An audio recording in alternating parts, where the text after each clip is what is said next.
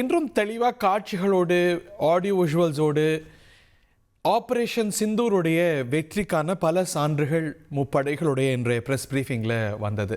நம்மோடு மேஜர் மதன் இணைந்திருக்கிறார், அதே போல் திரு சாய்கிரண் பாதுகாப்பு வல்லுநர் இணைந்திருக்கிறார் மற்றும் திரு ரமேஷ் சேதுராமன் அவர்களையும் நிகழ்ச்சிக்கு மீண்டும் வரவேற்கின்றேன். மேஜர், இவ்வளவு காட்சிகள், இவ்வளவு ப்ரூஃப் நம்ம நாட்டு மக்களும் அல்ல, சர்வதேச போர் வல்லுநர்களுக்கு கூட இவையெல்லாம் சான்று. பட் ஆனால் இன்னொரு சைடில் நம்ம கேட்கக்கூடிய நேரேட்டிவையும் நம்ம சேர்த்து பதிவு செய்யணும். பாகிஸ்தான் இந்த ஆப்ரேஷனில் வெற்றி பெற்று விட்டதுன்னு மீண்டும் மீண்டும் கோயபெல்ஸ் போல சொல்கிறார்கள். இதில் ஒரு ஸ்ட்ரேஞ்ச் பேட்டர்ன் பார்க்குறோம். இப்படி எப்பப்பெல்லாம் சீஸ்ஃபயர் வந்திருக்கோ, நாட் ஓன்லி த விக்டர், இதில் ரொம்ப மோசமாக பாதிக்கப்பட்ட தரப்பும் கூட இந்த சீஸ்ஃபயரை எங்களுக்கு கிடைத்த வெற்றி அப்படின்னு கொண்டாடுறதெல்லாம் ரொம்ப சமீபத்தில் முன்னாடி வரலாற்று ரீதியாக பார்த்துருப்போம். Latest example is Hamas. இவ்வளோ ப்ரூஃபை நம்ம படைகள் கொடுத்தும் கூட பாகிஸ்தான் இதை தங்களுடைய வெற்றின்னு கொண்டாடுது. What is the logic? என்னங்க, இனி வீட்டு வேலையில கொஞ்சம் அதிக ஒத்தாசையா இருக்கணும். வேலை கிடைச்சிட்டா? வேலையா? நான் பாஸ் ஆகணும்னு நினைக்கிறேன். எப்படி? Pass Vala. Pass Vala, be the pass. 1971 கூட அந்த தலைப்பு செய்திகள்லாம் பாத்தீங்கன்னா அன்னைக்குமே அவங்க வெற்றின்னு தான் கொண்டாடினாங்க. அன்னைக்கு சரண்டர் ஆகிறதுக்கு ஒரு நாள் முன்னாடி பாத்தீங்கன்னா நாங்க 20 இந்திய டாங்கிகளை சுட்டு வீழ்த்தி விட்டோம் அப்படின்னு சொல்லிட்டு ஒரு பெரிய ஒரு செலிப்ரேஷன்லாம் டாப் ஹெட்லைன் எல்லாம் போட்டு பாகிஸ்தான் ராணுவத்தோட வீர தீர செயல்கள் அப்படிலாம் போட்டு போட்டோஸ் எல்லாம் போட்டிருந்தாங்க.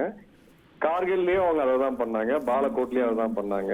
சோ இது ஒன்னும் அவங்களுக்கு வந்து புதுசு கிடையாது. ஏன்னா இது வரைக்கும் வெற்றியே பெறாத ஒரு ராணுவம் எதுன்னு பாத்தீங்கன்னா உலகத்துல அது பாகிஸ்தான் ராணுவம். பாகிஸ்தான் ராணுவ வரலாற்றுல கார்கில் அவங்க வெற்றி பெற்றதா?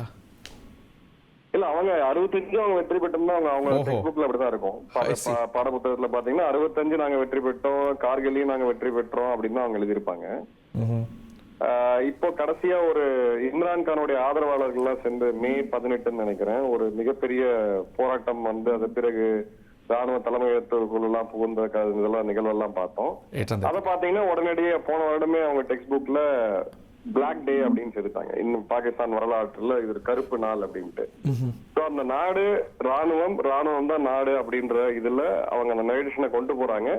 பட் இது இப்ப வரைக்கும் அது வந்து பாத்தீங்கன்னா அந்த எஃபெக்ட் இருந்துச்சு, அவங்க மக்களும் நம்பிக்கிட்டு இருந்தாங்க.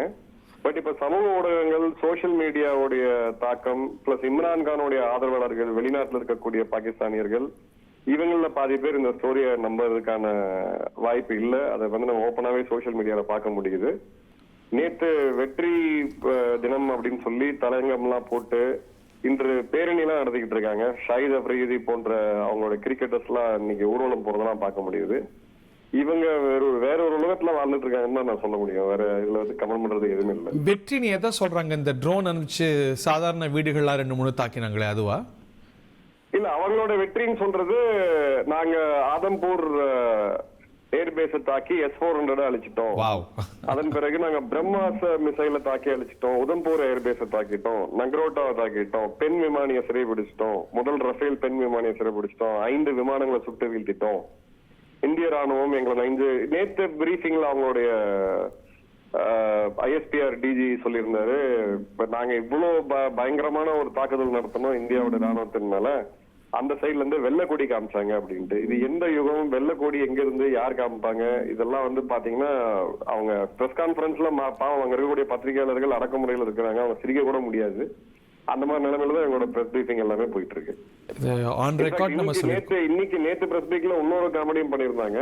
இணையதளத்துல இருந்து ஒரு பழைய புகைப்படத்தை எடுத்து இப்ப நாங்க எடுத்தோம்னு சொல்லி போட்டிருந்தாங்க.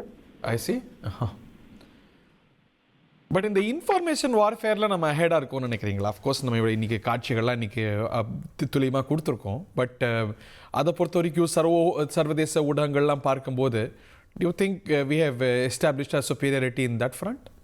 போன முறை பாலக்கோட் கம்பேர் பண்ணும்போது இந்த முறை நம்ம பெட்டரா இருக்கும். பட் இன்ஃபர்மேஷன் வார்ஃபேர்ல இன்னமும் அவங்க கிட்ட தோத்துட்டு தான் இருக்கும் அப்படின்றது என்னோட கருத்து.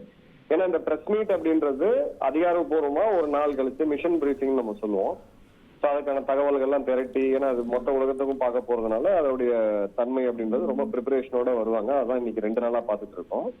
பட் நரேட்டிவ் செட்டிங் ஆன்லைன்ல ஒரு வீடியோ போட்டு 2022 ஜோத்பூர்ல ஒரு விமானம் விபத்தாகி கீழே விழுந்துச்சு, அதை எடுத்து இன்னைக்கு சுட்டு வீழ்த்திட்டோன்னு போடும்போது நீங்க அந்த ஸ்பாட்ல உங்களை அதை முறியடிக்கிறதோ, நீங்க கவுண்டர் நரேட்டிவ் செட் பண்றது, இது போன்ற லைவா போகக்கூடிய ஒரு இது இருக்குது. அந்த தன்மை வந்து நம்ம கிட்ட இல்ல. அவங்களுக்கு வந்து ஏஜென்சிஸ் இருக்காங்க, அதுக்காகவே ஸ்பெஷலா கால் சென்டர்ஸ் இருக்காங்க. துருக்கியில இருந்து அவங்களுக்கு சப்போர்ட் இருக்கு, சைனால இருந்து அவங்க ஆபரேட் பண்ணிட்டு இருக்காங்க. அது மாதிரியான ஒரு ஆர்கனைஸ்ட் ஒரு அப்ரோச் வந்து நம்ம கிட்ட இல்ல ஒன்றும்.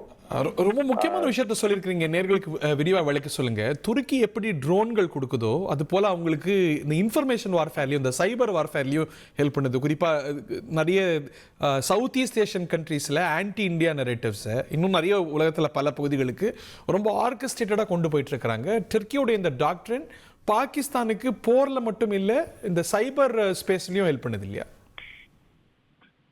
நிச்சயமா அவங்களுடைய சைபர் செல் இப்ப அவங்களுடைய இன்ஃபர்மேஷன் வார்ஃபேருக்கு ஒரு கிட்டத்தட்ட 50க்கும் அதிகமான பாகிஸ்தானோட காவல்துறை மற்றும் ராணுவ அதிகாரிகள் பயிற்சிக்கு கொடுக்கப்பட்டுச்சு. இது 2019 நினைக்கிறேன், 18-19 நினைக்கிறேன். அப்போ இம்ரான் கான் பிரதமரா இருந்த போது அவரும் எர்தோவானும் சந்திக்கும் பொழுது இந்த ஆஃப்லைன் மீட்டிங்ல இதை டிசைட் பண்ணி ஒரு அக்ரிமெண்டா போட்டு அதன் பிறகு துருக்கியோடைய ஆபீசர்ஸ், இதுக்காகவே இருக்கக்கூடிய ஆபீசர்ஸ், சதார்த்தம் சொல்லக்கூடிய அவங்க வந்து வரக்கூடிய ஆபீசர்ஸ் நீங்க வந்து ட்ரெயின் பண்ணாங்க. அந்த அதிகாரிகள் ஃபர்தரா ட்ரெயின் பண்ணி இப்ப ராணுவ அதிகாரிகளே ஃபுல் டைம் உட்கார்ந்து அவங்க சோசியல் மீடியால ட்வீட் போடுறது, இந்த நரேட்டிவ் செட் பண்றது, ஃபேக் வீடியோ ஜென்ரேட் பண்றது. இன்னைக்கு பாத்தீங்கன்னா பாகிஸ்தான் ஃபைட் பேக்னு போட்டு அதே உதம்பூர் ஏர்பேஸோடைய சேட்டலைட் இமேஜரிய எடிட் பண்ணி அதுல ஒரு குழி விழுந்த மாதிரி காமிச்சு நாங்க அடிச்சிட்டோம், உதம்பூர் அடிச்சிட்டோம் அப்படின்னு சொல்லி இன்னைக்கு நரேட்டிவ் செட் பண்ணிட்டு இருந்தாங்க. இது அவங்க அரசுல தனி ஒரு டிபார்ட்மெண்ட் ஆர்கனைஸ்டா பண்ணிட்டு இருக்காங்க. அது தவிர அவங்க நிறைய பிரைவேட் பிளேயர்ஸ் நிறைய பேர் கான்ட்ராக்ட்ல ஆன் கான்ட்ராக்ட்ல வச்சிருக்காங்க. கராச்சியில எனக்கு தெரிஞ்ச ஒரு 3 கால் சென்டர்ஸே பாத்தீங்கன்னா ஃபுல் டைம் 24/7 இந்த வேலையை தான் அவங்க பண்ணிட்டு இருக்காங்க.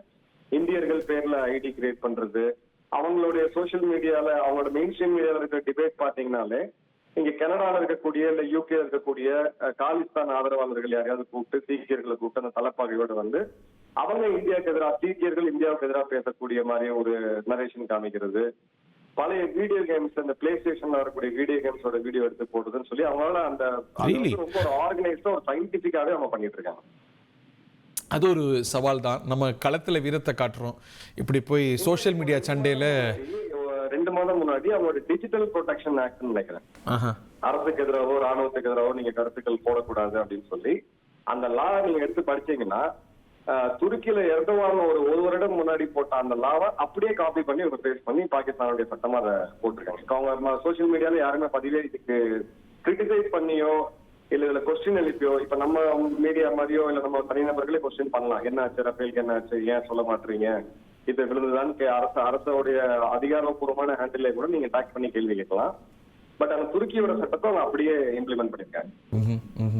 Birds of the same feather flock together. தந்தி டிவியை உங்கள் கேபிள் டிவி ஆபரேட்டரிடம் இலவசமாக கேட்டு பெறுங்கள்.